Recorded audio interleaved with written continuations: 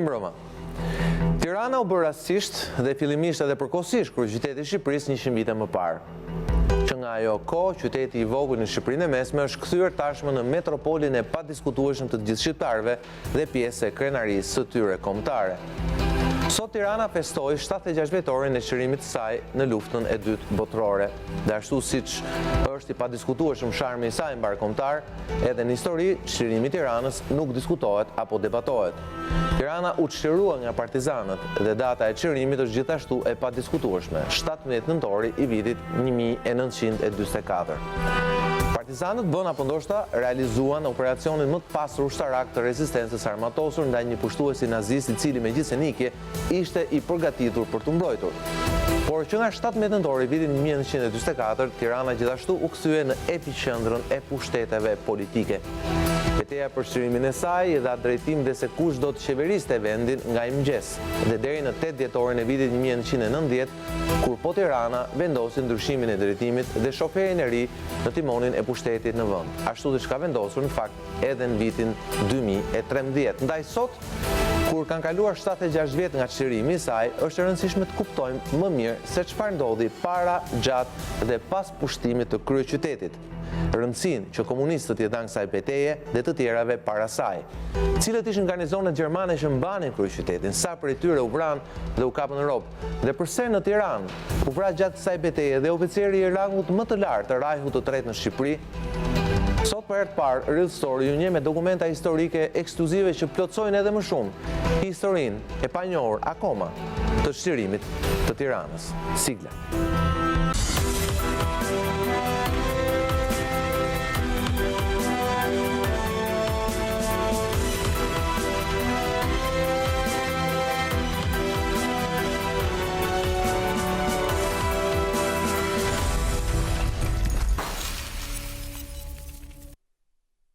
Mirë se vini në Real Story, i urojmë në programe dhe miku tim historianit njohur Marenglen Kasmi. Mirë mbrëma Marenglen.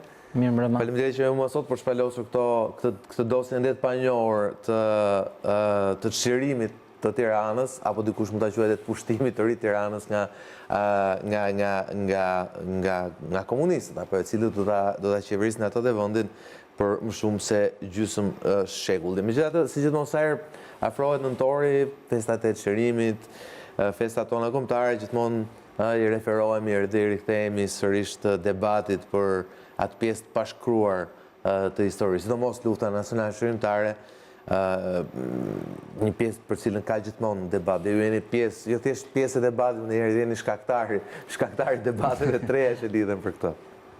Është krejtësisht normale në historiografi që në mënyrë të vazhdueshme ti rikthehemi përsëri diskutimit të çështjeve historike dhe, siç e thatë ju pak më përpara, kur vjen puna te historia moderne e Shqipërisë, ne detyrimisht shkojmë te periudha e luftës së dytë botërore dhe sikurse e theksuat, ishte çlirim apo pushtim, pavarësisht se kjo fjala pushtim ka vlerë kur të pushtojnë nga jashtë, ndërkohë që ata që ulën në ato zyra sigurisht ishin shqiptarë. Ishin shqiptarë, por mos harrojmë ama që e ushtruan pushtetin jo rrallë herë dhe si pushtues mirëfillt, me... Sigurisht, regjimi komunist ka ato veçoritë e veta, që janë të njohura edhe po ashtu të mirë studiuara kryesisht në pjesën e Evropës lindore, të cilët kaluan një sistem, ndërsa për sa i përket historisë së Shqipërisë dhe diskutimit të këtyre çështjeve historike, si kurse e thash, ne shikojmë zanafillin pikërisht e lufta e dytë botërore në Shqipëri,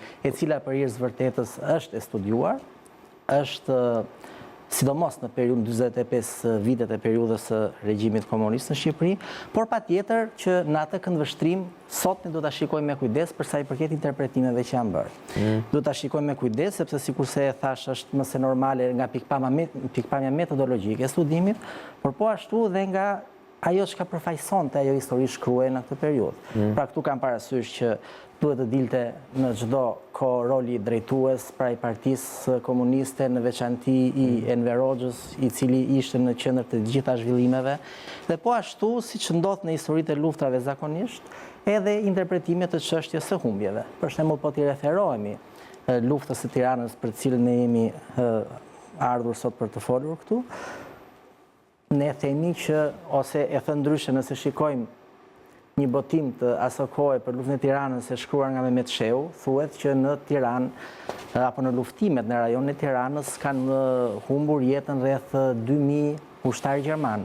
Ndërkohë që po të shikojmë palën tjetër, sigurisht, ose sot nga studimet e mëvonshme, shikojmë që ky është një numër i cili nuk përkon me realitetin. Pra është më i vogël, sigurisht. Është më i vogël. Pra ajo që desha të thosha ishte që në interpretimet e kaluara, pra këto janë ato momente të cilat duhen riparë.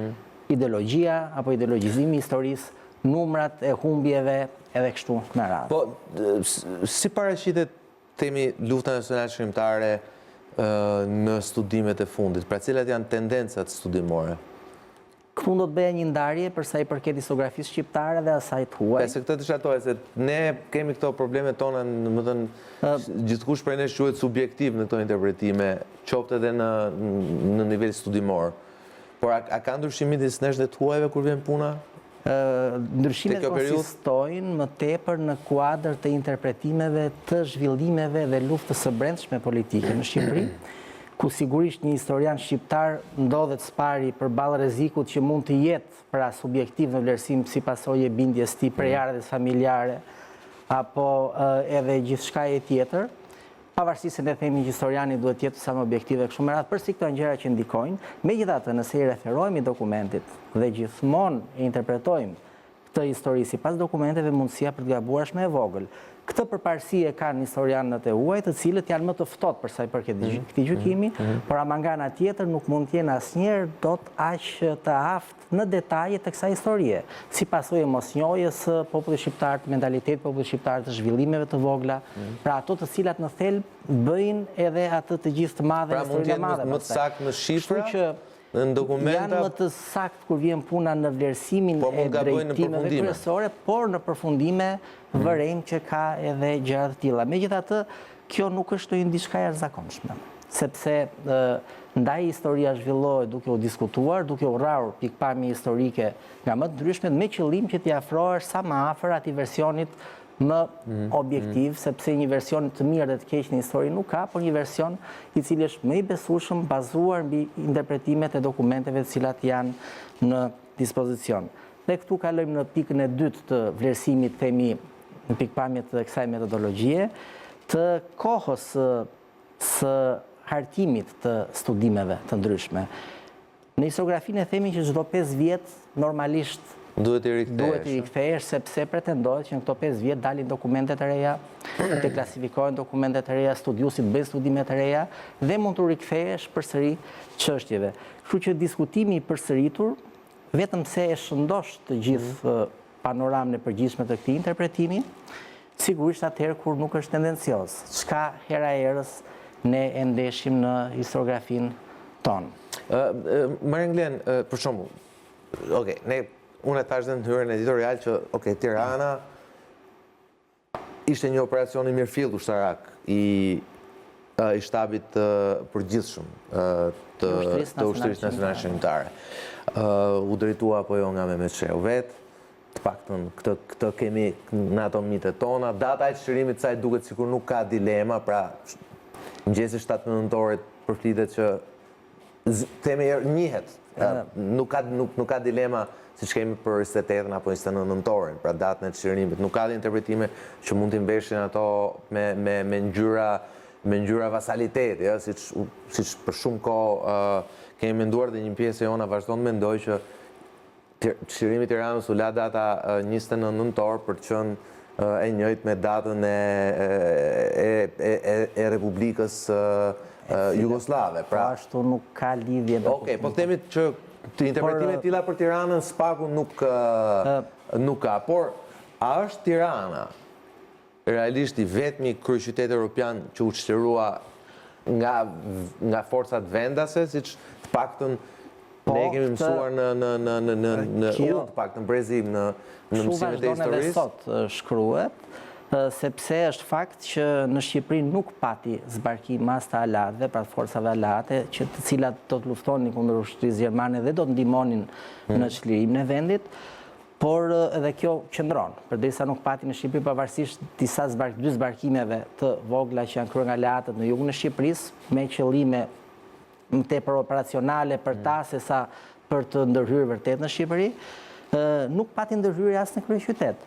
Sikurse po ashtu nuk qëndron ajo që ne e interpretojmë, ose paktën interpretohet të ndronë që Mehmet Shehu është komandanti i operacionit të çlirimit të Tiranës. Kjo nuk është vërtet. Kjo nuk qëndron. Mehmet Shehu ka shkruar, pra unë ju drekova një nga botimet apo nga të tij për luftën e Tiranës, por luftimet në Tiranë janë kryer nga Korparmata e parë partizane.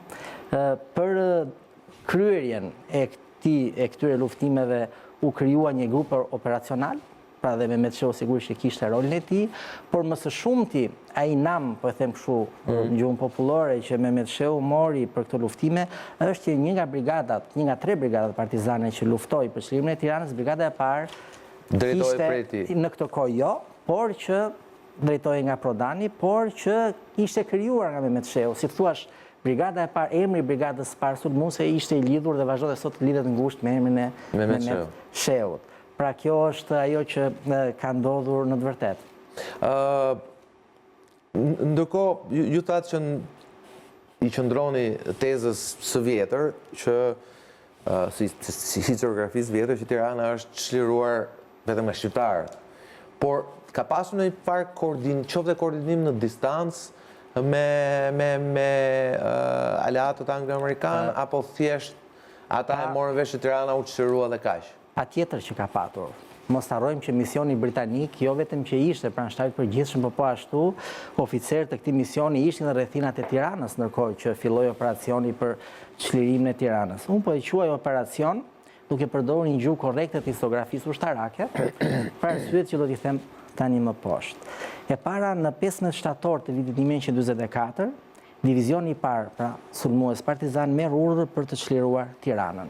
Dhe lufta apo operacioni i Tiranës 2 muaj përpara se operacion. Po, do thënë si urdhër, dhe duhet theksuar që unë kam prur dhe faksimile të disa urdhrave të tillë, pra duhet theksuar që masat që u morën janë të mirëfillta operacionale, pra si një ushtri e rregullt, pavarësisht se kjo ishte një ushtri partizane, pra një rrejnë partizane. Shikojmë një për këtyre fotove, pra janë partizana, po jo, cilët... Foto të Mushqetas, pra të pas betejës së Mushqetas. Mushqeta është një nga betejat që i parapriu çlirimit të Tiranës. Që i parapriu dhe që lidhet ngushtë me çlirimin e Tiranës.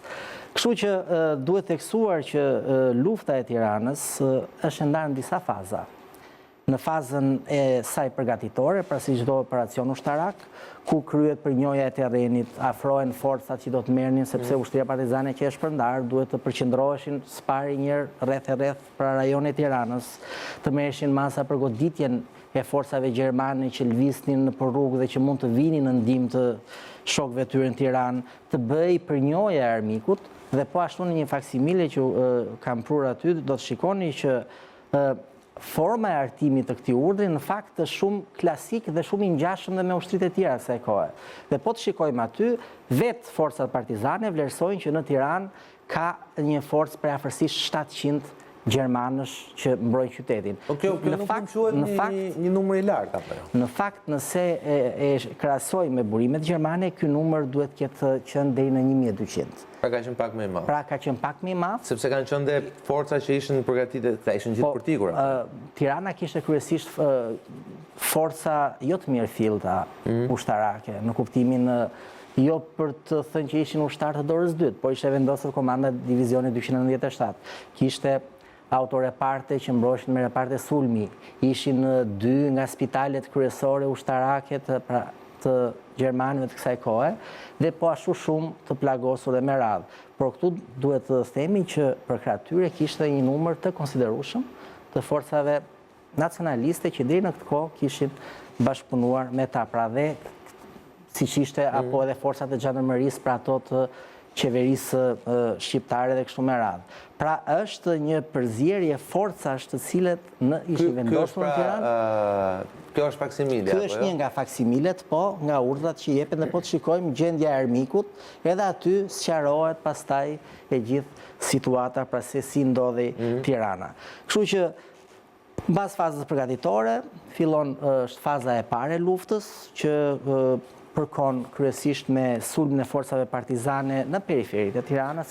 Flasim një për këtë, për situatën cilën ju thoni 15 shtatori u dha urdhri që tani do do mësyn drejt Tiranës, pra të përgatisin sulmin ndaj Tiranës. Kjo lidhe në fakt edhe me situatën e luftimeve dhe në rajonet tjera? Në Ballkan, patjetër. Sepse shtatori është muaj ku në qarqe drejtuese politiko-ushtarake gjermane merret vendimi për të lëshuar Ballkanin. Pra gjithë Evropa juglindore duhet të lëshohej nga forcat gjermane. Në fakt, urdhri i parë, apo të themi ideja e parë për këtë tërheqje, këtu kam parasysh Greqinë, nga do të fillonte dhe gjithë tërheqja pra drejt veriut, diskutohej që në fillim të shtatorit, por me një urdhër të veçantë që u jepet e prorëve pra ushtarakëve të lartë gjerman në Greqi që duhet ta përpunonin si ide tërheqje, po ende nuk duhet që të bëhet me dije kjo të të gjithë ushtarët gjerman. Si e marrin vesh partizanët? Si e marrin vesh të ushtria partizane? Kjo e ka një shpjegim dhe shpjegimi është pikërisht ai vlerësim që i bëhet kundërshtarit. Pra partizanët, pra ushtria partizane dëgjonte lajmet nga frontet e tjera, të gjitha radiot e huaj që transmetonin, dishte informacionet se si po vepronte ushtria gjermane në frontet e tjera dhe kur fillon një tërheqje, dhe mos harrojmë që në Greqi ishin rreth 280.000 forca gjermane, pra është diçka një operacion që bie në sy, se filluan fillimisht të shohin ishuj. Në ishte totali trupave gjermane? Rreth 36.500 forca në kohën më të mirë, në këtë fazë të fundit të luftës për Shqipërinë, duhet kanë qenë më pak. Pra kanë qenë më pak se sa thash pak më parë, pra 36.500. Kështu që këto të koordinuara me informacionin që shkëmbej me misionin britanik, pra dhe me aleatët, sigurisht që e çuan shtabin e përgjithshëm në përfundimin që tani shpejt pra mund të filloj tërheqja nga Ballkani. Dhe në fakt, në 2 tetor të vitit 1944 bëhet hapur, pra komunikohet hapur urdhri i tërheqjes së gjermanëve nga Europa juglindore. Kështu që ky 2 javorsh që i paraprin pra veprimeve faktike, sigurisht shpjegohet me këto që thash pak më përpara. Dhe i themi operacion sepse është i shtrirë në kohë, pra nuk janë vetëm 19 ditët e luftimit, por po ashtu edhe faza e tij përgatitore që fillon pra praktikisht që në fillim të shtatorit.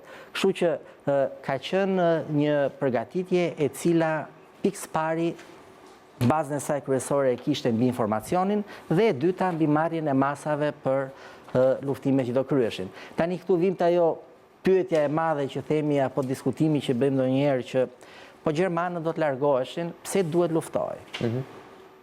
Kjo është e vërtet, po nëse do të ndiqej kjo logjik në të gjitha frontet, pra aq se është kalimtar, atëherë është diçka e cila nuk shkon me logjikën e të luftuarit dhe të një situate luftarake. Po mund të ndikuar fakti që mos harrojmë gjë që në këtë kohë ka edhe një betejë shumë të fortë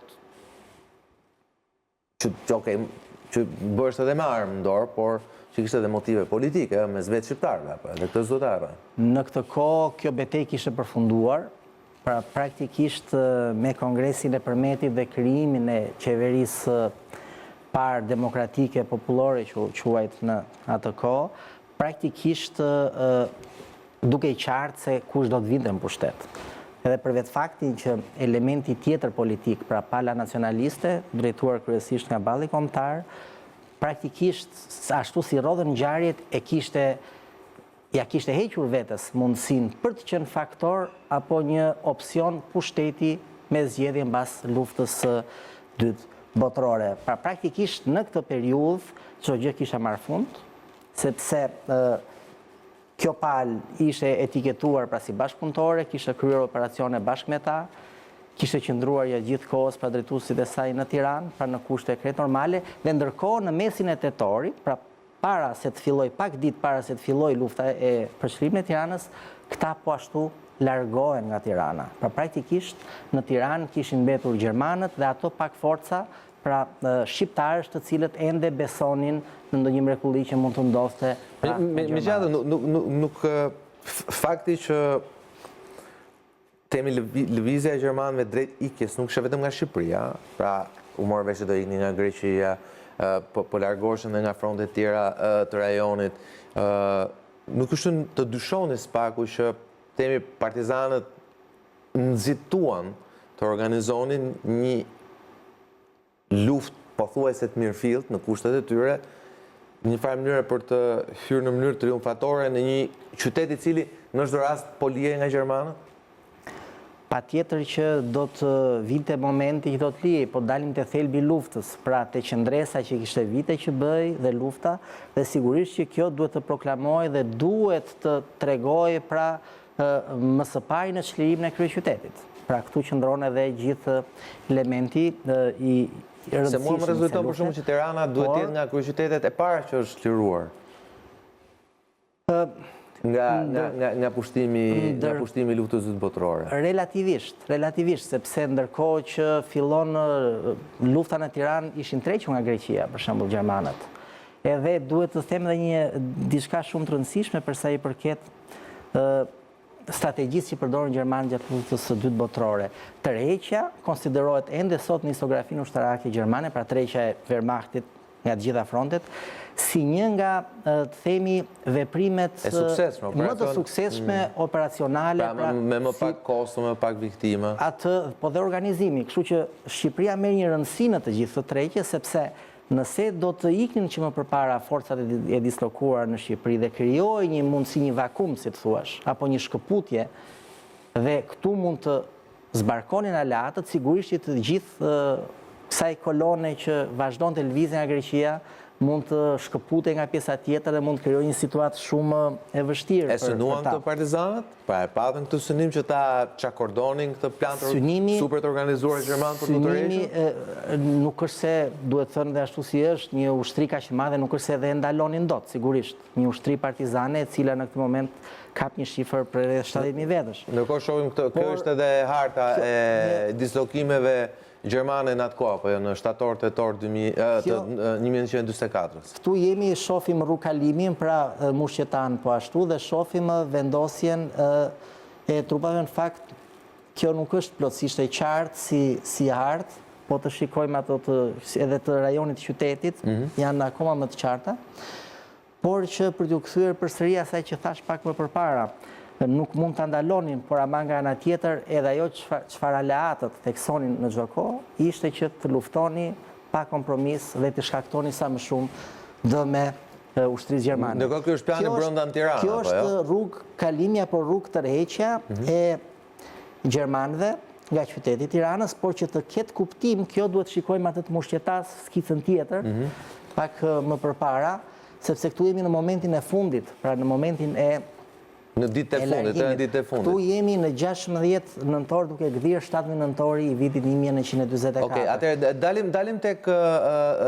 dalim pak tek mushqetaja, e cila është betejë në atë qafësh nga të parat që i parapriu, edhe luftimeve në Krap dhe më pas edhe luftimeve brenda në qytetin e Tiranës. Le të themi, shumë pak është folur për këtë betejë. Beteja është e folur dhe e studiuar edhe në atë periudhë, por ajo që ne kemi tre sot është këtë që shohim në ekran, është skica e bërë nga gjermanët për betejën e Mushqetas, pra po të shikojmë Elbasani është në jug, pra në pjesën e poshtme të ekranit. Në juglindje, po. Në cepin poshtë djathtas, dhe vazhdon, kjo është rruga pra në Krap drejt Tiranës, dhe aty ku shikojmë ato vizat e kuqe të cilat presupozojnë pozicionet partizane, shikojmë që duke filluar pra kryesisht nga ky rajon dhe deri në hyrje Tiranës, është luftuar pra shumë. Pse themi që kjo është e reja? Sepse është lista, është skica shoqëruese e një raporti që unë e kam këtu, të hartuar më 28 nëntor të vitit 1944 nga komandanti gjerman që komandonte këtë kolonën që u troq, në fakt duhet të shpjeguar, e cila u shkëput në Strug, vinte nga Greqia, u shkëput në Strug me një detyrë të veçantë, pra që duhet të vinte në Tiranë bashkë me një forcë për rreth 4.000 vetësh që kishte me vete, pra një grupim luftarak që u krijua, për t'i ardhur në ndihmë forcave gjermane të stacionuar në Tiranë, sepse gjermanët e mendonin që e para kjo ishte një forcë e pamjaftueshme për të organizuar tërheqjen, pra çka ishte në Tiranë, dhe e dyta po ashtu e kishin menduar që luftimet në Tiranë do të ishin shumë fuqishme, sepse sigurisht ishte kryeqyteti, dhe në fakt aty nuk e kishin vlerësuar gabim. Kështu që nëse shikojmë këtë raport, dhe kjo është e reja pra me fund për këtë 76 vjetor, Pra është dokument që del për herë të parë. Dokument i cili del për herë të parë në formën e tij të plot ku sqarohet në detaje të gjitha veprimet dhe luftimet e kësaj kolone nga data 11 nëntor, që mbërriti pra në Elbasan, deri në datën 6 në të gdhirë të datës 6 nëntor që hyri në Tiranë. Pra për 5 ditë ato kanë ju dashur të bëjnë një distancë për 50 kilometra, 44 kilometra, sa që është Shafkrava. Dhe këtu ka pasur betejë në Musheta dhe më poshtë Mushetaja është e fundit, pra që vjen sepse praktikisht filluan goditjet, pra që në të dalë të Elbasanit, dhe nëse do të hyja pak në atë terminologjinë e historisë ushtarake, kjo kolon, si çdo kolon marshimi, e ndarë në pjesë. Dhe gjithë e dimi rruga e vjetër e Krapës, rruga e vjetër e Krapës, po. Ajo që është edhe sot. U nda në pararoj, pjesën kryesore të kolonës dhe praparojën. Ky koloneli Stajrer, që drejton të këtë operacion të tërheqjes, këtë lëvizje, pra që ishte komandanti i këtij grupimi luftarak, duhet thënë që shfaqet nga veprimet që kryen si një ushtarak tepër i aftë. Po një pyetje kam, me që ju thoni që është i aftë, me sa e njohim ne temi territorin e Shqipërisë. Pse gjermanët zgjodhen Shafkravën, e cila sigurisht është më e shkurtër, por shumë më e rrezikshme, po të ketë parasysh që ata i njihnin partizanët, apo jo, kishin një dijeni dhe për forcën e tyre, dhe gjithë e dim që në atë lloj mënyre force dhe lufte guerrilla se Shafkrava i jepte më shumë mundësi partizanëve për t'i goditur, se sa për shumë rruga tjetër që ishte më fushore, drejt Rogozhinës dhe Kavajës dhe Beqinit, ku edhe aty ka patur, si që pamë nga harta, ka patur trupa gjermane. Pse gjermanët zgjodhen pikërisht atë rrugë, që mund ishte më shkurtër, po ishte më e rrezikshme për ta. Ne përmendëm pak më përpara këtë artin e tërheqjes atë lufte. Në Elbasan ishin përqendruar ndërkohë të gjitha forcat që ishin tërhequr nga jugu i Shqipërisë, dhe ishin duke pritur pikërisht të kolonë që u shkput në Strug për të ardhur në ndihmë të forcave gjermane në Tiranë. Duke qenë që kjo kolonë u godit me shumë ashpërsi, duke filluar që nga hyrja pranë territorin shqiptar në Pogradec, pra, dhe ju deshën disa ditë për të ardhur deri në Elbasan, ndërkohë që ishte menduar që kjo kolonë nga Struga në Tiranë do të vinte për 4 ditë, asaj ju deshën për gati 2 javë.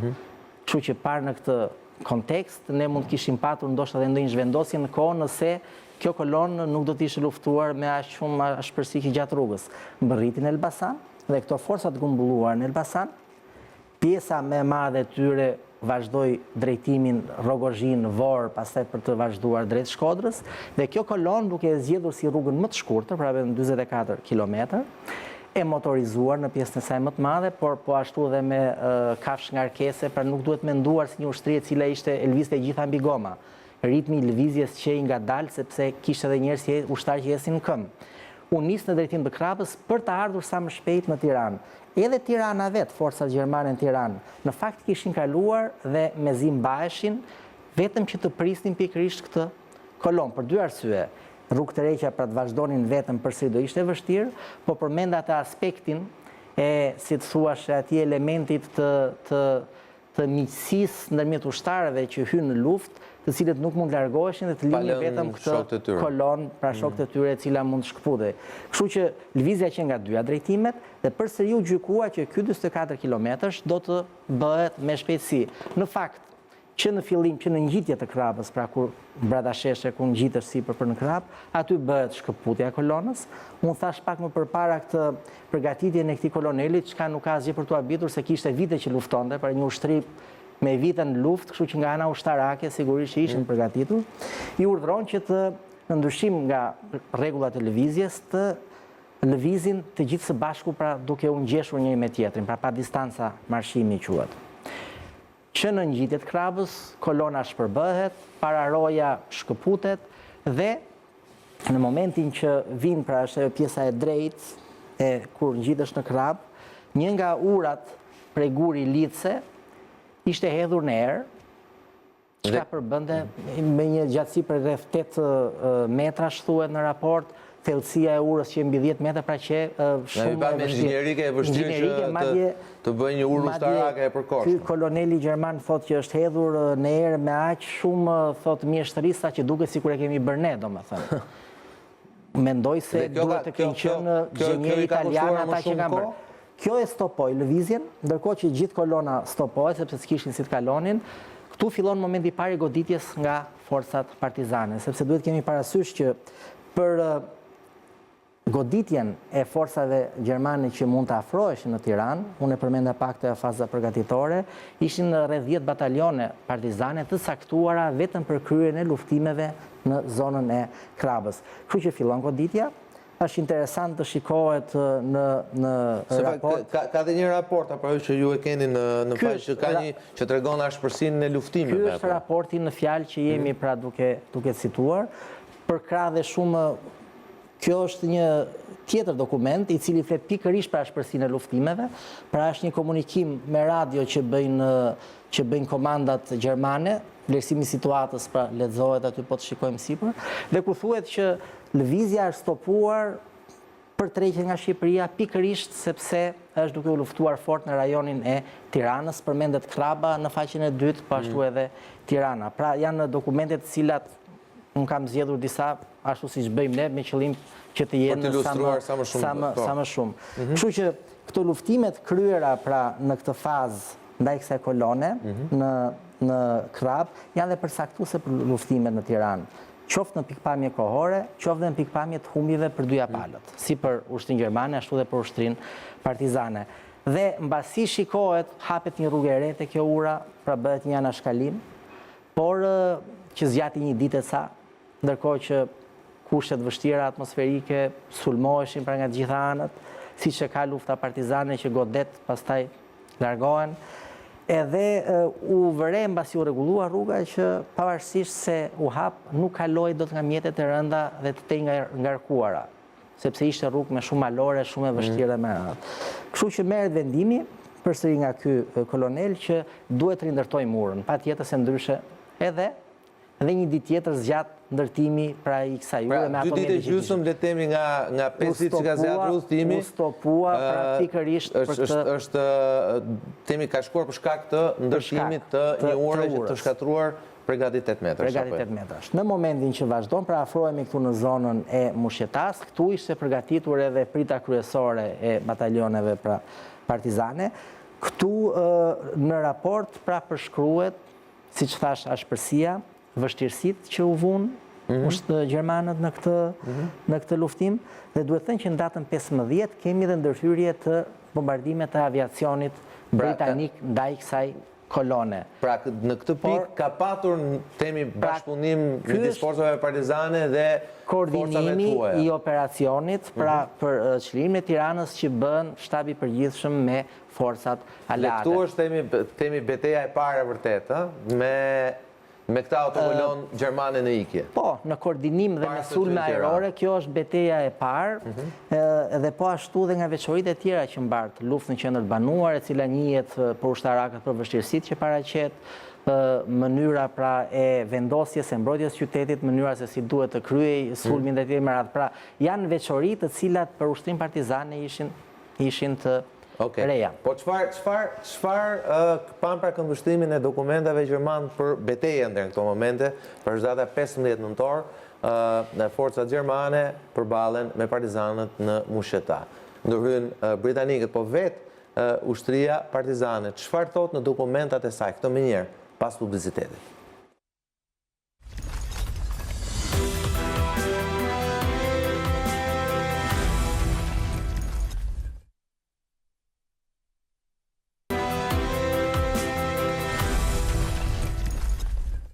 Rikthehemi në këtë pjesë të dytë, jam me historianin Marilyn Kasme, po diskutojmë disa dokumente të reja, po dhe krahasuar ato me të vjetra, për sa i përket një momenti të rëndësishëm historik të kryeqytetit, çlirimit të tij 76 vite më parë. Marilyn, diskutojmë disa dokumente që për herë të parë në plot gjermane, që ne i paraqitëm, por a ka një temi mos përputhje mes këtyre dokumentave dhe dokumentave paralelisht në kohë të temit forcave partizane?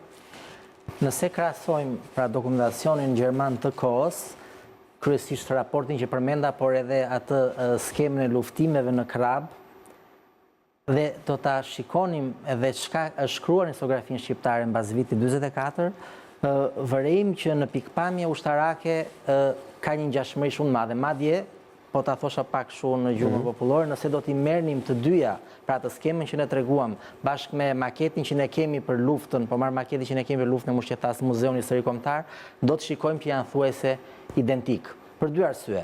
E para që kjo është një hartë e hartuar pra nga Gjermanët në kohë, sepse ishin sigurisht të detyruar. Kjo është harta e Gjermanëve. Kjo është e Gjermanëve. Dhe siç thash, ato vijat e kuqe janë në pozicionet e ushtrisë partizane dhe goditjet që bënin ndaj kolonës gjermane në lëvizje. Me blu janë Gjermanët, kundër sulmet e organizuara prej tyre, për shembull shikojmë disa shigjeta që shkojnë her majtas, her djathtas, dhe po ashtu disa rrath në ngjyrë blu, të cilat filluar që nga pjesa fundore pra e ekranit në të djathtë dhe deri në deri në lumin Erzen, janë baza mbështetje që ushtria gjermane i kishte të ndërtuara në këtë rrugë, pra në këtë kohë. Siç janë Gjermanët planifikuar me kohë gjithçka në detaj. Është normale, bëhen baza pika mbështetje, të cilët sigurojnë rrugën, por ashtu duhet merreshin dhe me vete pra kur të kryej largimi. Dhe një nga arsyet që patjetër duhet përdorej edhe rruga e Krabës është pikërisht që edhe këto forca duhet bashkangjiteshin pra kësaj kolone të madhe në lëvizje. Kështu që nëse do të krahasonim luftimet në Mushqeta, në zonën e Ibës, pra dhe deri në lumin e Erzenit dhe deri në hyrje të kodrave të Tiranës, pra nga pjesat themi e rrugës së Elbasanit, shikojmë që pozicionimi i tyre është thuajse identik. Ashpërsia që e kam përmendur disa herë sot e luftimeve po ashtu tregohet shumë qartë, por dhe në pikpamje të intensitetit të zhvillimit këtyre luftimeve, po të krahasojmë raportin e detajuar me atë çka është shkruar jo vetëm në këtë libër të vogël, duhet të them, për luftën e Tiranës, por edhe e interpretuar nga historiografia shqiptare, ka shumë ngjashmëri. Sigurisht që në këtë raport gjen më shumë detaje për sa i përket palës gjermane. Dërsa në historiografin tonë, ne kemi detajet për sa i përket masave që u morën. Po për shembull, flitet në këto dokumenta, themi që janë publikuar më vonë, fakti që praktikisht gjysma e kohës që u zhdashur gjermanëve për të shkuar nga Elbasani në Tiranë është për shkak të ndërtimit të kësaj ure, pra kësaj ure të përkohshme ushtarake shkatruar e para. Dhe e dyta, fliten këto dokumenta partizane dhe për ndihmën që sidomos themin kur erdhi përplasja e Mushqetas, ata patën nga bombardimet e avionëve aleat? Po, flitet edhe për ndihmën. Nëse do t'i referohesha këtu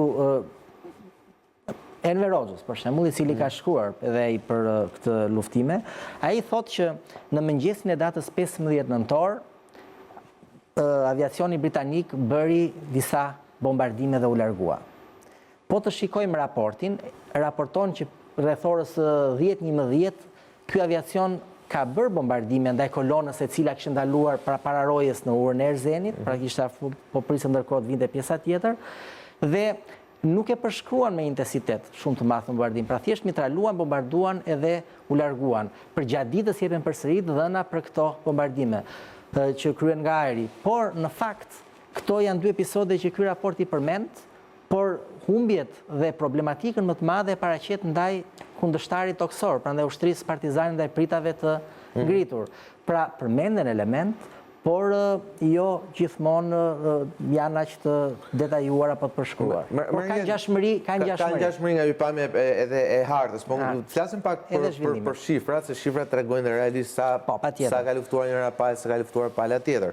Sepse në momentin që si thua që brenda 5 ditëve 2 ditë e gjysmë u harxhua për shkak të ndërtimit një ure, edhe nga ana tjetër në Mushqeta ndërhyn nga ajri britanikët apo amerikanët, atëherë dikush mund të thotë me skepticizëm, pyesë me skepticizëm ty apo mua dhe veten, e thotë atëherë çka kanë luftuar partizanët. Pra sa për tyre u vranë, sa për tyre u plagosën, sa gjerman humbën tjetër në këto 5 ditë derisa ata mbritën në kryeqytet. Në një raport gjerman të fundëntorit, 28 nëntor në fakt me datën e saktë 44-s, për të gjitha luftimet në rajon e Tiranës. Pra jo flas për këtë periudhë, pastaj për Tiranën flasim, po. Pra duke filluar në këtë periudhë, pra të themi fund tetori, nëntor, duke përfshirë dhe luftimet që përmendëm, jepet një numër për rreth 1400 pak, do më thënë, ushtarë gjerman të vrarë dhe të humbur. Kështu i llogarisin humbur. Gjermanët vetë. Gjermanët vetë. Ndërkohë që po të krahasojmë shifrat që ka dhënë isografia jonë, për shembull në votimin e Mehmet Shehu thuhet që kjo kolon u azgjësua komplet dhe jepet një numër për rreth 2000 ushtarë gjerman të vrarë që përsëri është i egzageruar. Megjithatë, unë do thosha që çështja e shifrave dhe humbjeve nuk është fenomen problematik vetëm për izografinë tonë, sepse po t'i referohemi dokumentacionit gjerman për humbjet e palës tjetër gjatë periudhës 14 mujore të pushtimit, jep në ato operacionet i dimrit apo i qershorit, japin humbje shumë të mëdha të palës tjetër, e cila shkon në kufite të pabesueshmes dhe parimi jepen dhe shifra të tipit 1000 të vrarë për shembull vetëm në operacione qershorit nga një njësi që vepronte në një drejtim caktuar. Pra këtu ka partizan, ka ushtar italian që ende ishin ndërkohë në Shqipëri. Por ajo që desha të thosha është kjo, që shifrat janë të besueshme kur gjithmonë pala e jep për veten e vet. Sepse parimi është që nuk mund të ketë komandant që fshe humbjet e tij. Pra në këtë rast shifra 1400 të vdekurve që japin vetë gjermanët për veten tyre është më i besueshëm se sa shifra që jepin me Shehu. Sa shifra tjetër, sepse i ke në evidencë ose nuk i ke, pra nuk mund të jetë o janë apel ose janë. Por ama nëse do t'i referohemi luftës së Tiranës, ka po ashtu disa veçori. Për shembull, nëse shikojmë kartelat e vdekjes të ushtarëve gjerman. E kemi njërën për tyre, po. Për ta parë dhe për ta interpretuar. Shikojmë që në periudhën 29 tetor deri në 17 nëntor të 44-s. Kjo është një kartele e vdekjes në një Kino Becker, mos gaboj. Po, Becker është mbiemri, datë lindja, 28/10/103, edhe unë e zgjodha këtë kartel, sepse shikojmë që data e vdekjes apo e vrasjes 6 nëntor 44, dhe ka vdekur në spitalin ushtarak gjerman, i cili ishte në atë kohë aty ku është kryeministria sot. Pra, kryeministria ka qenë spitali... Një nga spitali kryesor. Dhe po të shikojmë pak më poshtë, pra është një kartel me shumë të dhëna, shikojmë edhe ku është varrosur. Pra është varrosur në oborrin e pasëm pra të spitalit. Pra le temi, për ata nëse referohemi sot, është ajo që tashmë është shtruar si fushë e gjelbër, midis kryeministrisë dhe ish institutit të informatikës që ka qenë dikur. Pra ajo aty ka qenë një farë varrez e përkohshme Jo e përkohshme, ka qenë varrez, një nga 3 varrezat e rregullta që gjermanët kishin në këtë kohë në Shqipëri. Po ajo është zbrazur në kohë apo jo? Pra janë nxjerrë gjitha trupat brenda? Jo, unë besoj se ende sot aty ka ushtar gjerman të varrosur. Në atë fushë? Në atë fushë. Sepse nuk ka ndodhur ky veprim. Ka dhe dëshmi të kohës të banorëve që kanë jetuar dhe ishin vegjël në atë kohë në fund vite, në mes vitet 1940, të cilët luanin me top jo në atë zonë, po luanin pak më të shmangur, sepse aty kishte gropa, pra praktikisht ato gropat janë varet që bjen. Kemi dhe një foto, është pak e rëndë, po me që është historike, ndoshta nuk ka vlerë aktuale, jo kjo, është një foto tjetër ku tregojnë disa persona që nxjerrin trupa deri diku dekompozuar që ju thoni që janë të trupave gjermane. Ata në fakt janë përdorur në albumin... Jo, kjo është një tjetër që janë disa trupa regjie që janë... Është një moment ku ceremoni varrimi e ushtarëve gjermanë është në Tiranë, në varrezat gjermane që kanë qenë këtu te Varri Bamit, për krah varrezave të Krishtera, pra nga krahu tjetër kanë qenë varrezat e ushtarëve gjermanë që nuk ekziston sot më, madje edhe ata nuk janë larguar kur u ndërtua ajo lagje, por pjesërisht ata që u gjetën trupar apo eshtra që u gjetën u mblodhen në cepin e një fushë, pjesa tjetër janë ende në themelet e pallateve. Po para se të merremi, pasi kjo është një situatë shumë interesante, ajo e pas betejës, po dalim pak te beteja e Tiranës. Pra te shifrat, sikur se thamë, më të besueshme janë ato që jepen vetë nga forcat përkatëse. Është logjike thjesht. Jo, flasim pak për betejën e Tiranës, pra themi këto ky garnizon hyri në Tiranë, apo jo? Ju bashkua forsave të tjera. Kjo datën 15 nëntor, apo jo? Po dua të theksoj pak atë që the pak më përpara. Mund ta shikosh edhe kështu që pse u luftua, si u luftua, Unë përsëri I kthehem dokumentin dhe ky dokument nuk të le të gabosh. Dokumenti gjerman. Dokumenti gjerman sepse thekson vërtet luftën që bën ushtria partizane me ndihmën patjetër, por që nuk jepen detaje apo nuk konsiderohet në fakt ky bombardimi si një problematike shtuar në këtë lëvizje. Dhe duhet thënë po ashtu që në momentin e fundit parë se të hynin në Tiranë, një nga ndihmat që I erdhën kësaj kolone ishin pikërisht 4 tanke gjerman të dërguar nga shtabi divizionit pra gjerman në Tiranë në drejtim të lumit Erzen, pra të urës Erzenit, ndërhyrje e cila mundsoi që komandanti i kolonës me këta tanke të shkoj deri në praparojt kolonës, e cila kishte ngelur shumë kilometra mbrapa, dhe ishte në goditje besoj të partizanëve. Pra praktikisht kishin ndërprer lëvizjen, ishin pozicionuar dhe kryenin luftime mbrojtëse, sepse ishin gozhduar. Dhe me ndihmën e këtyre tankeve arriti të mbledh kolonën dhe të vazhdoi lëvizjen. Për të hyrë në Tiranë në të gdhirë të datës 16 nëntor, duhet thënë që sikurse thotë edhe raporti, artilleria ishte vendosur me shumë mjeshtëri, thotë, edhe në gjithë kohën bombardonte. Po ndërkohë në Tiranë luftoi? Në Tiranë vazhdonte pra tjetër betejë, ndërkohë luftoi, gjermanët kishin Si u tha që betejë ka zgjatur rreth 18 ditë apo? Po. Në të gjithë kohën në Tiranë luftoi, pra që nga 29 tetori deri në datën 7 nëntor. Por ajo që ndodhi është që përdarët e elementi që këta ishin dhe kishin plan për të lëvizur, sigurisht dhe pala tjetër deshet merrte kryeqytetin për të proklamuar sa më fort luftën e saj, që është normale. Për të vënë një farë vule... Patjetër që ne e çliruam. Pra të dy aspektet janë të pranishme. Por mbrojtja e qytetit, duhet thënë që nuk duhet ta mendojmë si një mbrojtje që gjermanët e kishin bërë ushtarët sup më sup dhe kishin krijuar një rreth rreth qytetit jo. Sepse në qendrat banuara mbrojtja kryhet me themi me baza mbrojtëse, pra duke zgjedhur në qytet godina. Dalim të ajo skema sërish, skema finale e natës fundit të gjermanëve në... Ishte një pyetje kam, kjo ishte një datë e planifikuar nga gjermanët? Pra, ishte një datë e planifikuar që ne do lëvizim... Jo. Me të hyrë kolona shtajrë pra në Tiranë, në të gdhirë të datës 16 nëntor, urdhri jepet që të shkonte të përqendrojë në aerodromin e Laprakës, pra e gjithë kolona, në fakt arriti vetëm para roja, pjesa tjetër hyri në Tiranë aty ku mundi, sepse hyn praktikisht pa rendim marshimi, hyn jo të shpartalluar, nuk do të them, por hyn pa rendim, pra të pa orientim. Me të ardhur në Tiranë, komandanti... Pra hyrja është besoj kjo që shikojmë në cepin...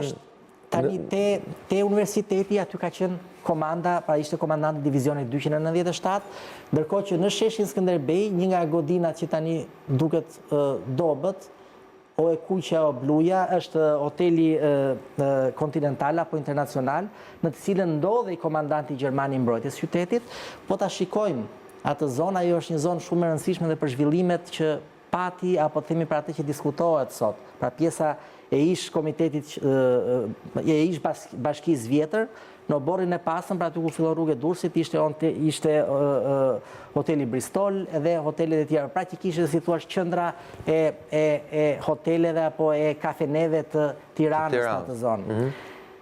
Pse e them këtë e rëndësishme, sepse dalim në një diskutim që është sot për disa të vrarë që janë gjetur rreth 20-22 të vrarë që janë gjetur në bodrumet e këtij hotelit në datën 17 që mund ta diskutojmë. Mund ta diskutojmë më vonë, po. Por e rëndësishme është në këtë skemë që të theksojmë që me të ardhur kjo kolon, atëherë komandanti I divizionit 297 gjerman I thot shtaherit që ti ke mbledhur shumë përvojë në këtë lëvizje, kështu që të lutem ti do marrësh përsipër tërheqjen nga Tirana dhe tërheqjen sa më shpejt jetë e mundur. Pra praktikisht tentojnë të largohen nga Tirana që në ditën e datës 16.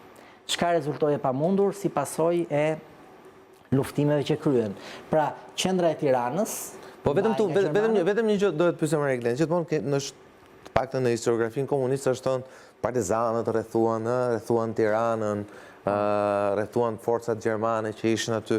Po praktikisht ky rrethim nuk pas ka ekzistuar për sa kohë këta trupa gjermane hyn praktikisht në Tiranë nga Elbasani. Pra nuk ka pasur një rrethim të mirëfill.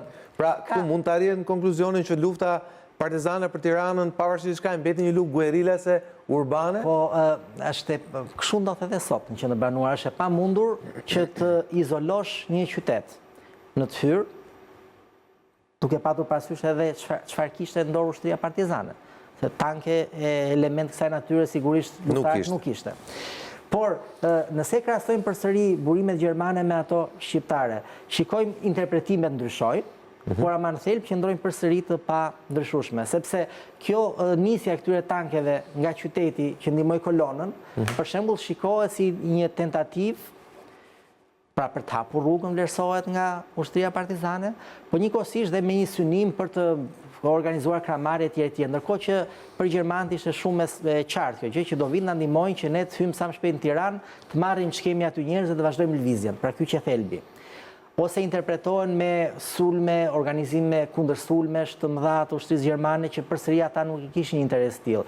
Pra interesi i gjermanëve në këtë kohë që erdhëm të marrim sikur se thash forcat e tjera dhe të largohemi. Por po të shikojmë raportin këtë, por dhe dëshmi të ushtarëve gjermanë që kanë luftuar në Tiranë në këtë kohë. Kanë shkruar edhe ata kujtimet e tyre, e shikojmë që ashpërsia pra është shumë e madhe. Po ashtu dhe ai dokumenti që unë tregova pak më përpara. Kështu që lufta në qendër të banuar siç ishte Tirana u bë një luftë pozicionale, duke ndërprer disa nga akset kryesore, për shembull krau i rrugës Durrësit ishte plotësisht i bllokuar. Dhe unë përmenda disa faza. Pra, ndaj zgjatim. Po ndërkohë që Gjermanët apo mos gabojnë kishin zgjedhur rrugën e Kavajës për dalë nga Tirana apo ne po të shikojmë. Jo rrugën e Durrësit. Tërheqja jo. Tërheqja ishte menduar, pra kjo është skica e bërë në datën 16, pra në mesditën e datës 16 nëntor. Dhe shikojmë me disa piketa, pra disa godina kryesore për orientim, dhe shikojmë se si do të rrigjeshim. Pra shikojmë në pjesën veri lindore, pra ka ende. Pra e vija me të kuq është rruga e Kavajës. Ajo është rruga ku kanë kaluar pra gjermanët. Kjo e gjata, pra që vazhdon në drejtim të Majt e Krajinit, është rruga e Kavajës, ose rruga jugore që quajnë atë kohë. Por nuk është se ndryshoi diçka në planin e tyre. Ky është plani i tyre fillestar apo jo? Kjo që mundësia e vetme, pra mbasi bëhet rikonicion në mëngjesin e datës 16, nga mund të shpërthejmë tani rrethimin, u pa që e mundur ishte rruga jugore, pra rruga e Kavajës, po të shikojmë ajo shigjeta me një të kthyer djathtas, është diku në lartësinë e rrugës ambasadave sot. Aty në atë kohë ka qenë fush sigurisht, që aty kthehen shigjeta djathtas dhe do të bëj grumbullimin në fushën e aerodromit të Laprakës. Ajo ishte pika e grumbullimit e parë, pra ku do të grumbulloheshin forcat gjermane për të vazhduar më pas pra diku pas pallatit sportit Aslan Rusi sot. Pra diku më thellë. Aty ka qenë e gjitha pjesa e aerodromit e pa punuar. Tani çfarë ndodh dhe ku është veçoria? Tentohet gjatë ditës në të njëjtin rrugë kalim. Nuk munden. Atëherë jepet urdhër që të krijohen 6 grupe sulmi, u pajisën me shishe me benzinë, me lëndjekse, bomba djekse, kështu me radhë, dhe të gjithë rrugës Kavajës, ka dhe foto në fakt, të pas luftës nga Tirana. Foto që janë që tregojnë objekte të djegura. Është djegur nga të dy anët, dhe këtu ka një detaj, që dhe për këtë është shkruar. Grupet e sulmit para, ndërkohë që një batalion, me një nën kolonel, mos gabojmë Hanke, merr urdhër që të spastroj këto shtëpi. Spastrimi nënkuptonte të vriten çdo gjë që gjendet. Dhe është e vërtetuar që në rrugën e Kavajës janë kryer masakra në këtë ditë. Pra janë vrarë fëmijë, pleq, sigurisht edhe partizan pra ata që luftonin, dhe thuhet me kujdes të spastrohen. Është term që gjermanët e përdorin gjithmonë në këtë këndvështrim, por duhet thënë nga ana tjetër që kanë qenë shumë kujdesshëm dhe nuk kalojnë gjurmë për këto masakra që kanë kryer. Nuk gjen gjurmë as për Borovën, nuk gjen gjurmë as për Vranishtin, nuk gjen gjurmë as për ngjarje të tilla. Pra thjesht quheshin në këtë pikpamje. Dhe në orën 8 fillon grupet e sulmit, fillon djegja e shtëpive të mbrëmjes, sepse gjatë ditës pra nuk. Ndërkohë nga ana tjetër, ato po të shikojmë kemi një 2 vija blu atje në të majtë dhe djathtë rrugës pra para se shigjeta të kthehet. Është një batalion tjetër gjerman që niset nga aerodromi për të hapur rrugën nga ana tjetër, gjatë ditës pozicionohet sepse nuk arrin të përparojë dot dhe mendoj që është një distancë e cila është, nuk e di sa mund të jetë, ndoshta 300-400 metër nga fillimi në fund. Qartë, e kuptoj. Tani, Marin Glen, se du të flasim pak pjesën e tretë për një aspekt që pak flitet zakonisht kur bëhet historia e luftës, viktimat, robërit, vrasjet, ekzekutimet që më pas mes shqiptarëve apo edhe mes robërve robërve të luftës, hakmarrja që në tilla raste është e paevitueshme. Fatkeqësisht po flasim edhe sot për një situatë të tillë duke referuar edhe temi asaj që po ndodh në Hag, pra me hetimin e krerëve të UÇK-s. Por e thënë në këtë mënyrë, duket sikur, duke njohur meritën e forcave shqiptare, çrërimtare, partizane, duket që më shumë se sa një fitore e tyre ishte në fakt një dorëzimi, një betejë në tavolinë, një betejë që gjermanët ndoshta nuk e prisnin, që do të zhvillojë, edhe ai sa u zhvillua, por në një farë mënyrë më shumë se sa çlirimi i Tiranës ishte largim i vetë gjermanëve nga Tirana, apo jo? Janë të dyja aspektet, i përmendën disa herë. Dakor, po cilin nga aspektet mbizotron më shumë? Sepse edhe nga mënyra se si u flisni dhe referoni dokumenteve gjermane, të cilave më duket se zgjidhni t'i besoni më shumë. I besoj sepse nisu nga përvoja si ushtri, nga përvoja si luftë. Pra që Gjermanët e ndanin propagandën nga lufta, pra nga strukturat ushtarake ishin strukturat ushtarake, strukturat politike të tyre ishin të tjera. Sigurime janë më të besueshme. Janë më të besueshme, ndërkohë që te shqiptarët këto struktura ishin temi amorfe, ishin të përzira bashkë me njëra tjetër. Shikojmë forma, do thënë që përqasjet, por që patjetër nuk mund të jenë në nivelin e. Pra edhe me ju ku anoni, Tirana në 17 nëntor. Padyshim ka pasur betejë, ka pasur përleshje, ka pasur përplasje, ka pasur të vrarë nga dyja palët. Por mua më duket sikur temi është më shumë një largim i gjermanëve se sa një përzënje e tyre nga partizanët. Ndonjëherë duket sikur partizanët më tepër duket sikur synonin t'i mbanin më gjatë paradoksalisht gjermanët për të shkaktuar dëme më të shumta. Se sa t'i përzinin nga Tirana. Është kjo e vërtetë? Janë paralel të gjitha aspektet. 19 ditë luftime në qytet, pra brenda qytetit. Ku dhe vetë qëndresa që bëj gjermanët ishte e sforcuar sepse pristin pikërisht atë kolon që sapo tham. Pjesa e fundit, largimi, pra nata e 16 duke gdhir 7 nëntor është po ashtu i rëndësishëm, sepse me drejt thej që rrugët e tjera ishin mbyllura. Kjo rrugë ishte e hapur, luftoi në jug të saj apo pak më në thellësi. Por gjithsesi ai shpjegim që mund t'ja për sot është që si në çdo luftim rrethues, pra e vlerësuar gjithmonë në retrospektiv, është që lihet një valur shkarkimi. Urdhri Enver Hoxhës që mos lihet këmbë gjermanit dali gjallë nga Tirana, çka sigurisht nuk u realizua dot, dhe as mund të realizojë. Pra ky që urdhri, ama u bë një luftë shumë e fortë, të cilën e mirë vërtetojnë burimet, madje edhe ato britanike thonë të njëjtën gjë.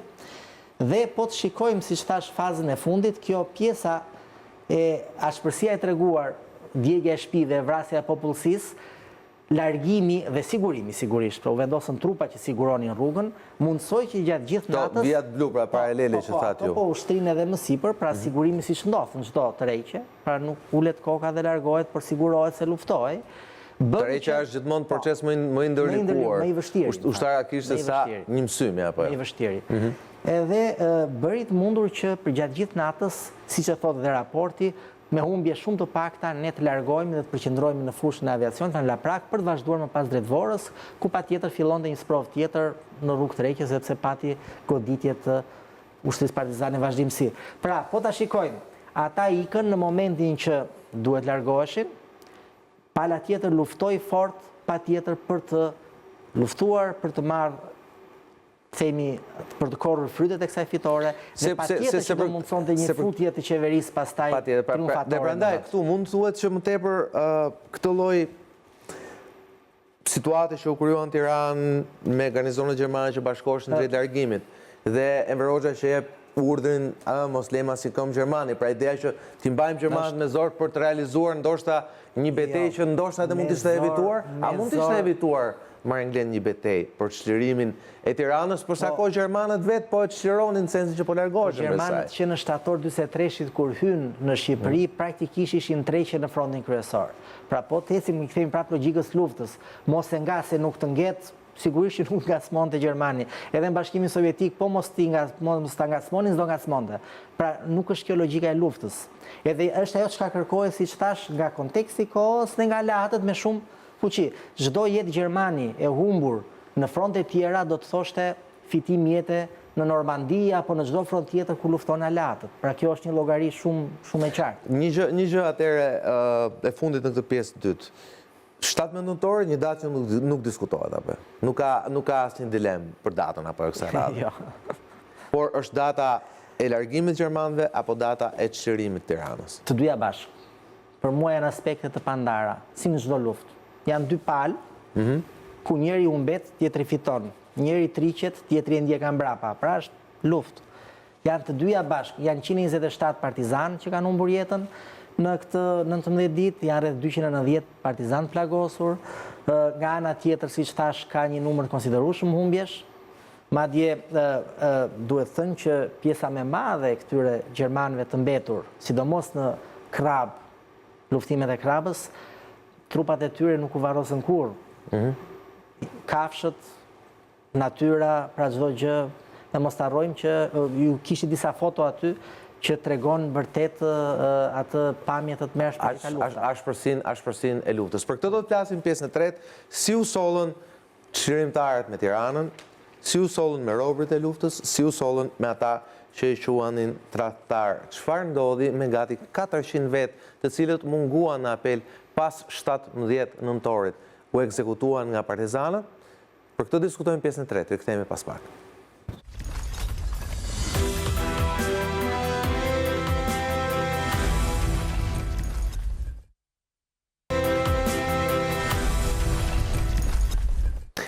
Rikthehemi pjesën e tretë, po flasim për çlirimin e Tiranës, me sot është edhe përvjetori i 76. Sigurisht që debati vazhdon të jetë i fortë, pasi sigurisht ne duam të kuptojmë realisht sa ka qenë ai çlirim nga partizanët dhe sa realisht ishte një lirim i Tiranës nga ushtria gjermane në ikje. Por një pjesë për cilën është folur shumë pak më herë është fakti se si u sollën partizanët me Tiranën.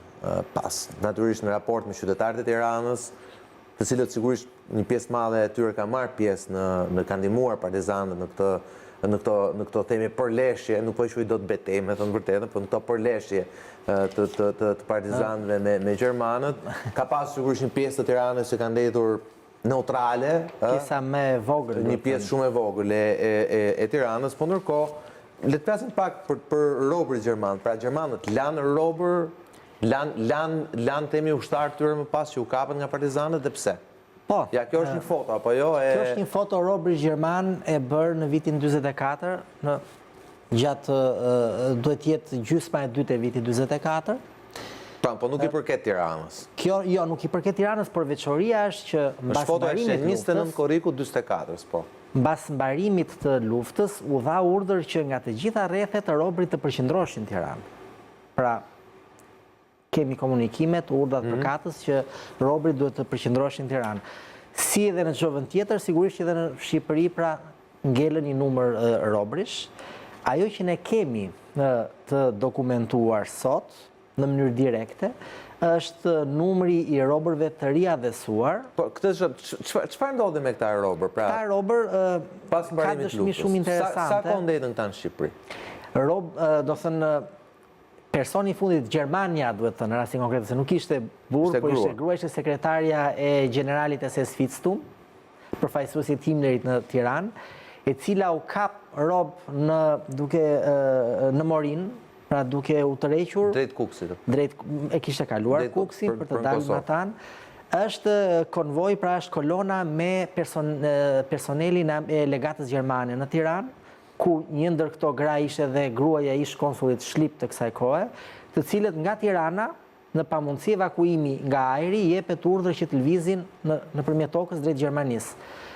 Në Kukës, pra në Morin, goditet kolona, pavarësisht se duhet thënë ishte kolonë me shenjat e kryqit kuq, kishte shumë plagosur e kështu me radhë, dhe kjo kapet bashkë me 2 gra të tjera, sekretare të legatës, pra personel civil, kapet dhe kanë ndetur në burg, pra shefundit që është riadhesuar deri në vitin 54, 54-55, mos gabohem. Dhe është një nga rreth 220 robërit gjerman që u riadhesua në periudhën 45-52, pjesa më e madhe, dhe kjo, siç thash, e mbajtën më gjatë për arsye të postit që kishte patur pranë Fitztumit për të ndihmuar, për të sqaruar shumë gjëra që kishte parë, kishte dëgjuar, dhe mos harrojmë që janë pikërisht ky personel dhe këta robër që mbas lufte u përdorën dhe për të evidentuar bashkëpunëtor të tyre apo për treguar ngjarje në gjyqet që organizuan mbas luftës dhe kështu.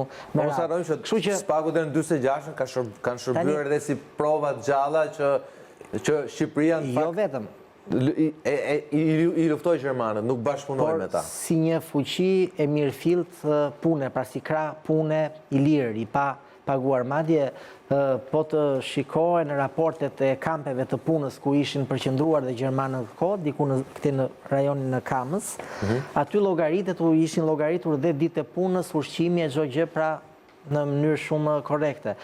Por unë them se ky nuk ka qenë numri i vërtet i robërve gjermanë, ka qenë mbi 1000. Unë them sipas llogarive të bëra në mënyrë indirekte, ky numër duhet të qenë mbi 1000 të tillë. A u ekzekutuan për tyre pa gjyq temi nga partizanët? Ne kemi dëshmi të këtyre robërve, të cilat janë të mbledhura në lidhjen popullore për të rënë gjerman të luftës, në Kassel të Gjermanisë, pra ku janë për luftën e parë dhe për luftën e dytë, dhe unë e kam parë atë arkive dhe kam studiuar.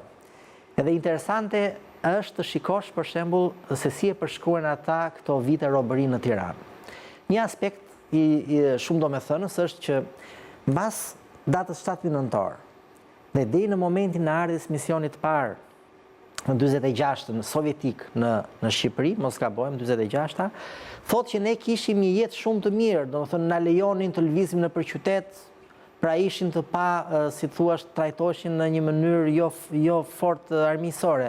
Me ardhjen sovjetike, na ndryshoi jeta, thot, brenda natës, në mënyrë të mërshme.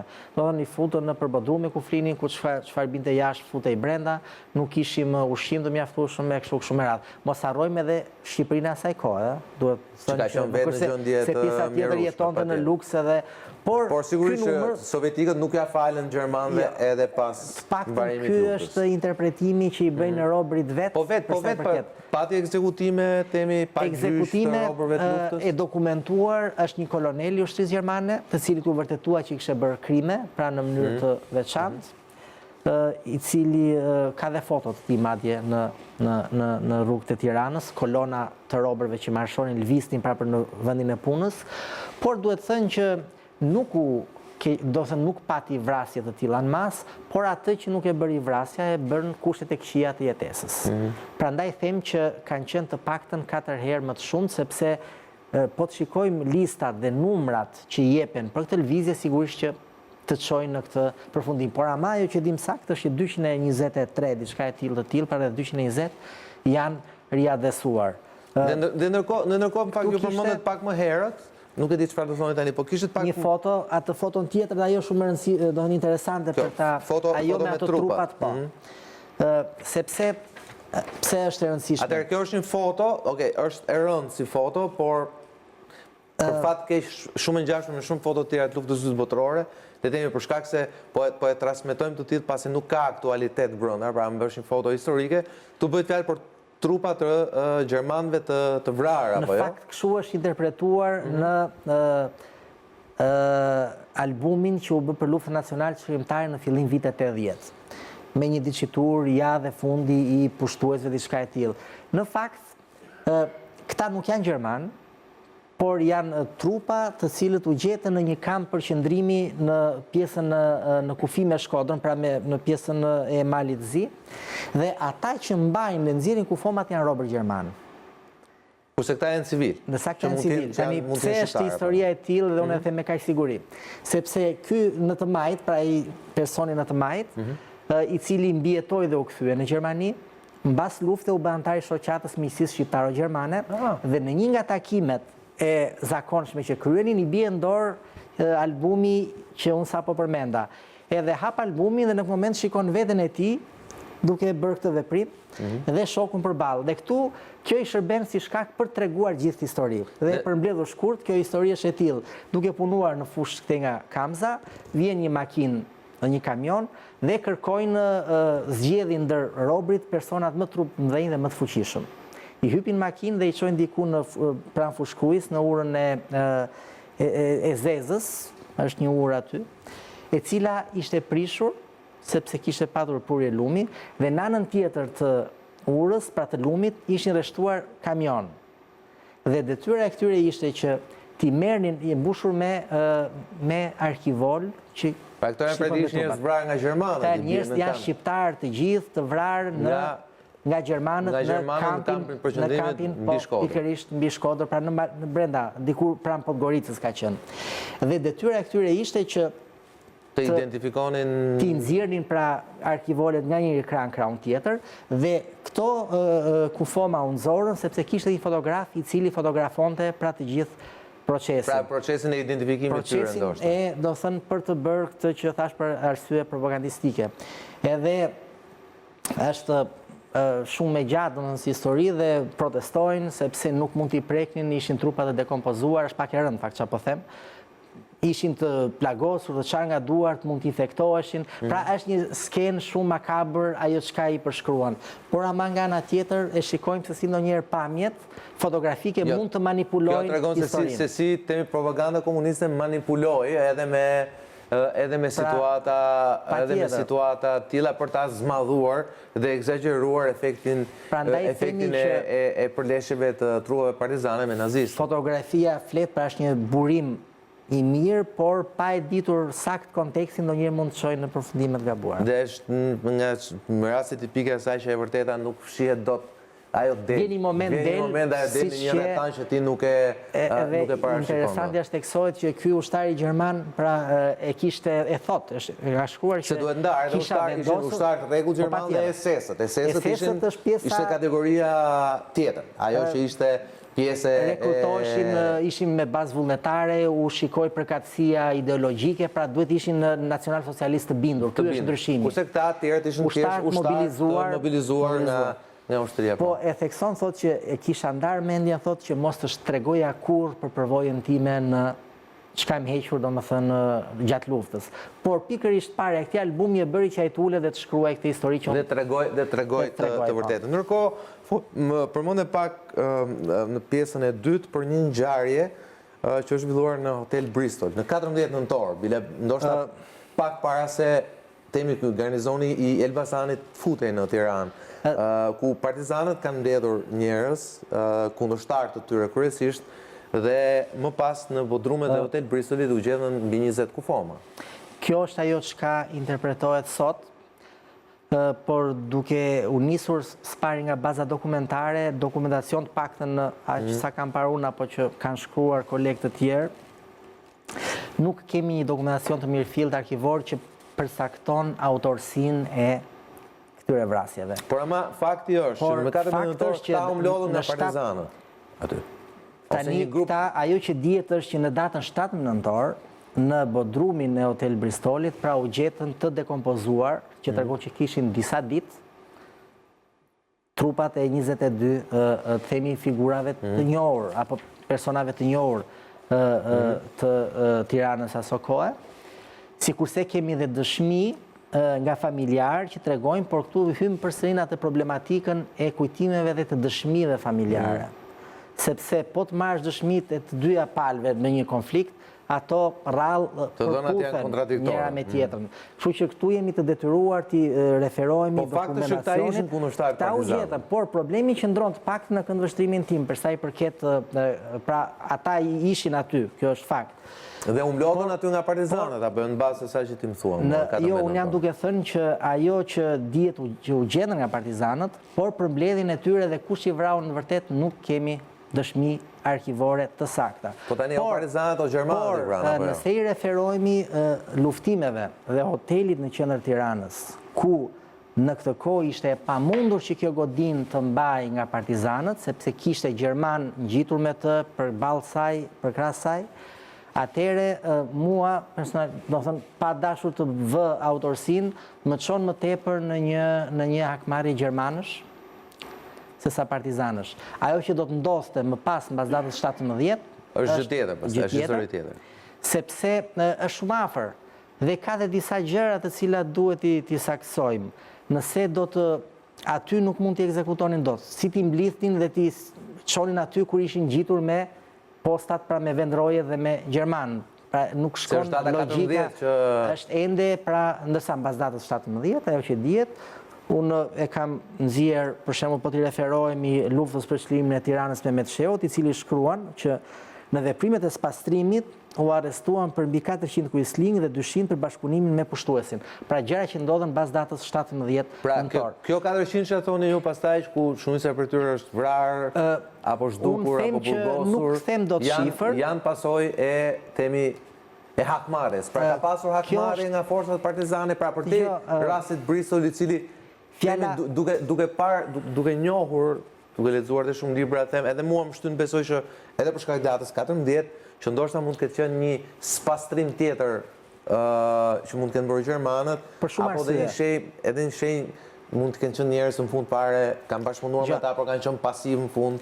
Ose mund të ose kanë dashur të varrosin sekretet e tyre. Edhe kjo të çon, por që gjithsesi domthon pra që kosa nuk ka një dokument të saktë që ta vërtetojë është vështirë. Po çfarë ndodhi me këta 400 tjerë që thotë që vetë pranon me çeun librin e tij? Fjala hakmarrje shkon shumë në drejtimin personal. Pra hakmarrja njeriu e bën spari në aspektin personal, pra të larjeve të hesapeve.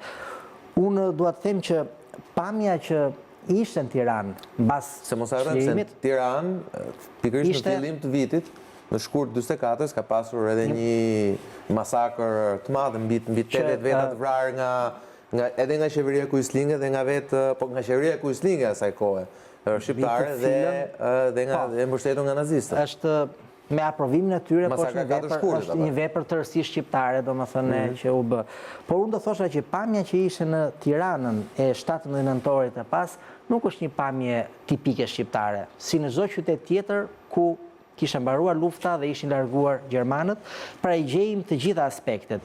Gjejmë gëzimin e fitores nga një anë, festimet e fitores, dhe duhet theksuar që sidomos në luftën e Tiranës, pjesa më e madhe e popullsisë ishte shumë aktive.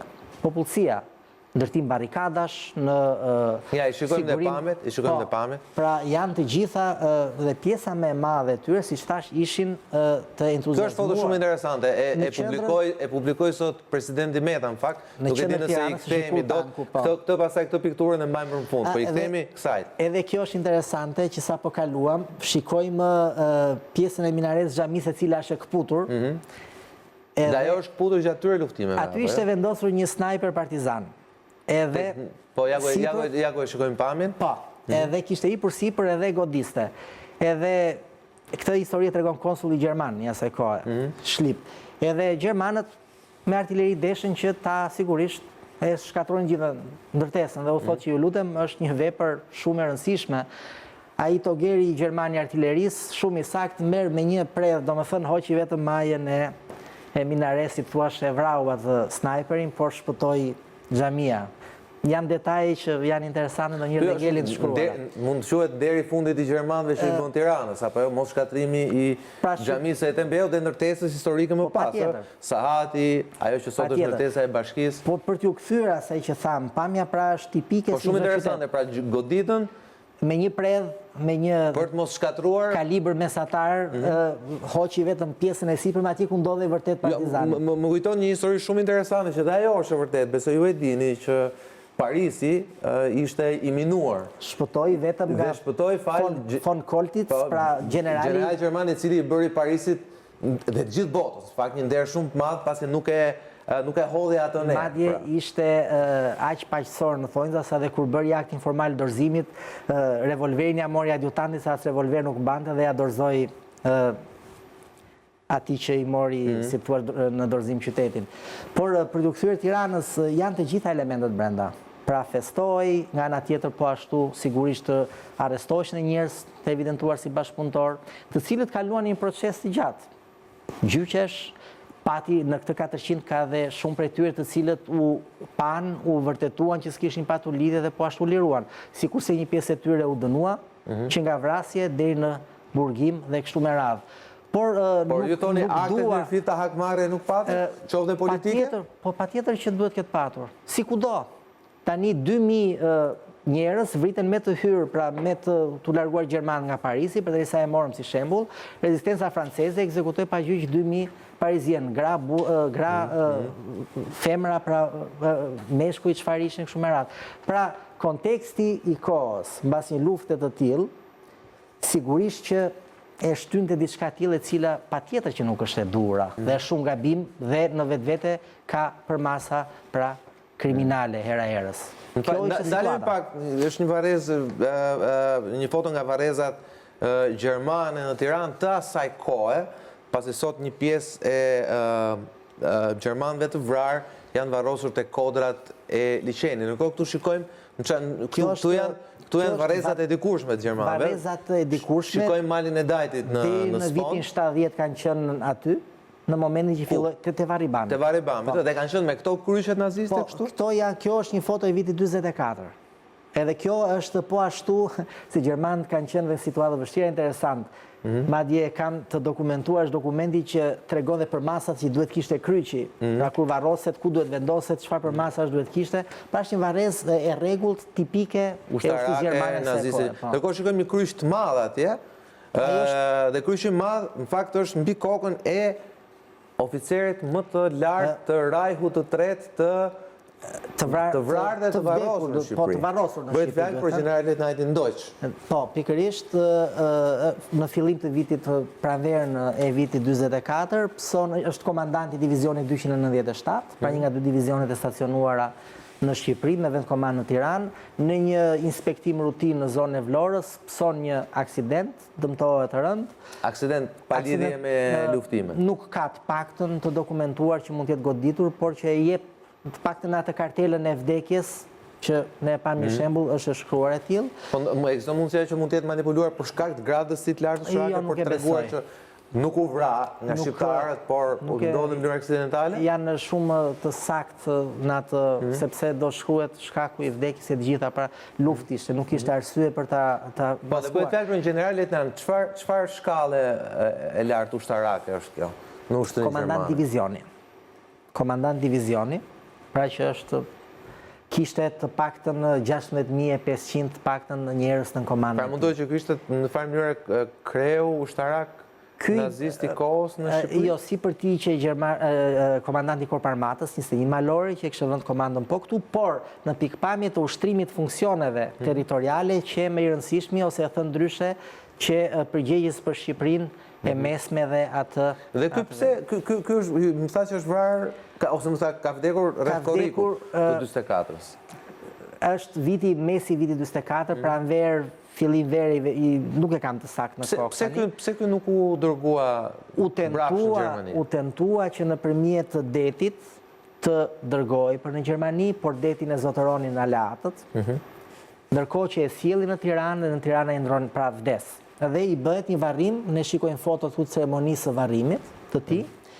Po të shikojmë te fotoja sipër djathtas, shikojmë edhe personalitete shqiptarë të kohës, pra qeveritarë të cilët marrin pjesë në këtë varrim.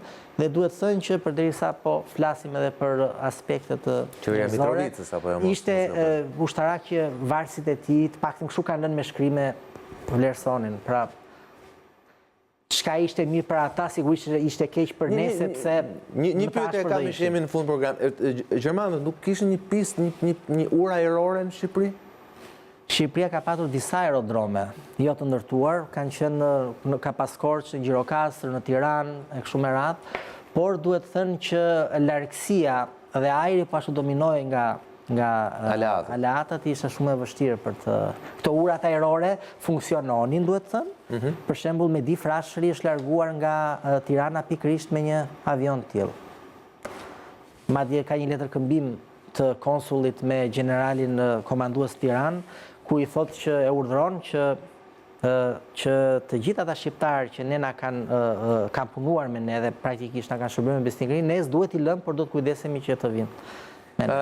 Maringlene, di që më kujton temit, edhe ne kemi edhe diskutuar bashkë, kemi trajtuar edhe në programe tjera, dhe dihet që gjermanët, le temi në Shqipëri, nuk kishin qëllimet mirëfillte ushtarake, pra prania e tyre ishte deri diku temi e përkohshme. E përkohshme e detyruar. E detyruar, pra nuk është se Shqipëria hynte tek...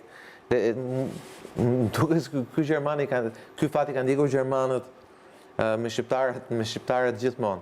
Kujtohet edhe ndeshjet e rëndësishme të futbollit, në 67 eliminohen nga kampionati evropian pas një barazimi 0-0 në Tiranë. Kujtoj ato ndeshjet e vështira Gjermanëve në 82-shin 83-shin kur për pak u eliminuan nga Europiani tjetër i 84-s me një gol në minutat e fundit. Shumë ndeshje tjera që me zor i fitonin në fund, po gjithmonë me një kostot pa parashikuar. A i shkaktuan partizanët, themi nazistëve, të raju tret një kostot pa parashikuar në planet e tyre ushtarake. Në Shqipëri janë vrarë 2400 ushtarë gjerman, nga 36.500 forca afërsisht sa ishin ato si që thash në kohën më të mirë, nuk e disa përqind i bie tani, pra ky 2400-shi në këtë 36.500, por që duhet thënë që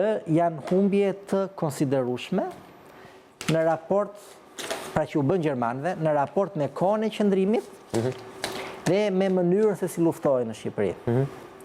Po ashtu duhet thënë që përsa i përket pushtimit ka patjetër një vlerësim të tyre. E shikojnë në aspektin ushtarak, e shikojnë si një pushtim i cili, nuk do thosha i plotësoj apo jo pritshmëri, se këtë se vendos dot, por si një bilanc i cili quhet i pranueshëm në kuptimin e asaj çka mor nga Shqipëria. Për ushtarët gjerman paguan shqiptar, pra qeveria shqiptare nga detyrat e saj kishte patjetër që të mbulonte financimin e Wehrmachtit gjerman. Kjo shifër është llogaritur me e sakt. Nuk është fenomen vetëm shqiptar, kudo që shkelte këmba ushtari gjerman, vendasit duhet të paguanin për ushtrinë gjermane, pra është si nga do. Në pikpamje të forcave e quajnë... Se s'du të bëj krahasime, se nuk shëndroj, por edhe në kohët e fundit debati i madh i presidentit Trump me Korean ishte që ishte do të jetë Korea e Jugut që të paguaj faturën tonë për shkak se jemi ne aty nga 53-shi dhe përmbrojmë nga Korea e Veriut. Pra, logjikës ushtarake vepron njësoj. Në pikpamje pastaj të trupave është një numër që një hapësirë që italianët e mbajtën pushtuar me 8 divizione gjysmë, afërsisht 9 divizione. Këta arritën ta mbajnë me 2 divizione të përforcuar, pra në pikpamje të shifrave, janë më pak. Dhe po ashtu në pikpamje politike, arritën që duke i vënë mirë shqiptarët kundër njëri tjetrit të realizojnë synimet e tyre. Ku duhet thënë që mes shqiptarësh pastaj nga dy palë njëra do ishte fituese në kuptimin e kompromitimit që pati njëra palë me ata. Trim tek pala që në fund fare, sidomos pas betejës për Tiranën, themi u vullos si fitimtarja politike në pas luftës dytë botërore që ishin komunistët. Edhe ushtarake. Edhe ushtarake pa tjetër. Më falë për ndërprerjen. Ne themi ushtria komuniste. Në fakt, dalim të kjo pikturë e famshme. Në 70.000 që është pikturë shumë e bukur, me thënë vërtetën, për te si mund tjetë përdorë politikisht, po është realiteti i Tiranës mbas lufte. Është një pikturë e saktë e realitetit. Elementet janë aty, do më thënë. Pra, beteja, xhamia e saktë, fëmijët, fillimi i jetës dhe partizanët, apo jo? Partizanët që dalin si fitimtarët e kësaj beteje nga pikpamja ushtarake. Duhet thënë që përsa i përket luftës, ushtria partizane arriti numër prej 70.000 luftëtarësh dhe luftëtare, pra gra edhe burra, apo burra dhe gra, se ishin më shumë burrat. Prej tyre, komunistët përbënin deri në fund të luftës vetëm 4 deri në 6% të saj. Pra është një shifër prej afërsisht 2400 deri në 3600 antar partije. Pra kjo nuk ishte luftë e komunistëve. Kjo ishte luftë e popullit shqiptar për çlirimin e vendit. Pastaj elementi politik, drejtuesi politik. Komunistët me Dinakri e morën në kontroll politikisht. U drejtua politikisht nga Partia Komuniste Shqiptare, duke ngritur strukturat ushtarake të nevojshme, shtabin e përgjithshëm, edhe kështu me radhë, filluar me Frontin Nacional Shqiptar, se ne themi partia komuniste, po në fakt në këtë kohë shikojmë Frontin Nacional Shqiptar, i cili që shkonte për te Partisë Komuniste. Partia Komuniste që në këtë front dhe sigurisht dominonte pra përsa i përket veprimeve, por përqindja që e tillë, 4-6%, për mos shkuar pastaj që sa vërtet për këtij 4-6%, dini vërtet se ç'ishte komunizmi.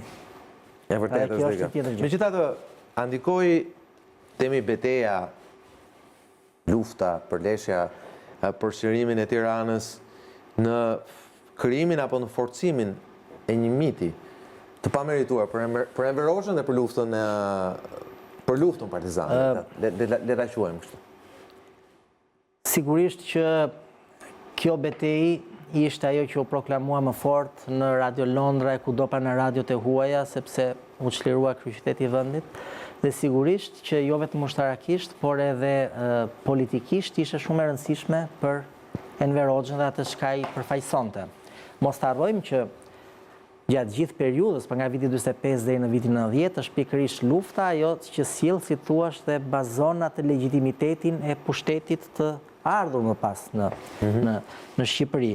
Për sa i përket mitit, unë e thash që në fillim të emisionit që në këto 45 vjet elementet apo ideologjizimi i historisë çonte në këtë drejtim. Pra duke vendosur Enver Hoxhën në qendër të gjithë zhvillimeve, sigurisht që ne nuk mund të harrojmë që ai ishte komandanti i përgjithshëm i kësaj ushtrie, pra ne vlerësojmë sot në retrospektiv çfarë u bë mirë dhe çfarë u bë keq, gjithmonë nisur nga pozitat e sotme, por që ai ishte aty dhe sigurisht që dominonte këto zhvillime.